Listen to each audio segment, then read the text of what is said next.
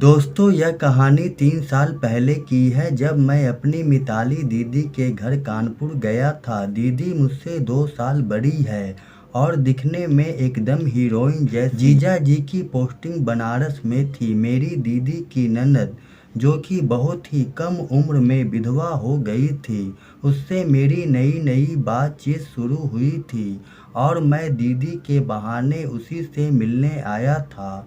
उस दिन बारिश का मौसम था और वो खूबसूरत औरत घर पर अकेली थी। घर के अंदर आया तो मैं काफ़ी भीग चुका था। उसने कहा, ये कपड़े उतार कर तुम मुझे दे दो, तुम्हारी दीदी और जीजा जी बनारस गए हैं।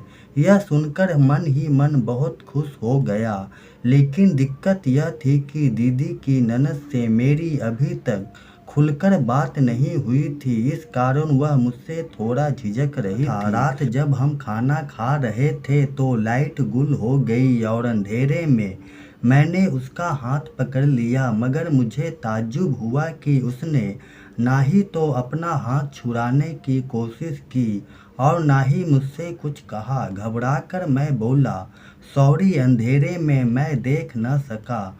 आखिर वह मेरी दीदी की ननद थी, मेरी इज्जत का सवाल था। अभी भी वह खामोश ही बैठी थी। देर रात कमरे में मैं लेटा था, तभी मैंने देखा कि वह कमरे में आई मुझे दूध देने के लिए। गरम गरम दूध पीकर मैं जब गिलास देने किचन में आया तो वह एक कोने में खड़ी थी। मैंने उससे पूछा, क्या बात है? उसकी सांसें तेज चल रही थी।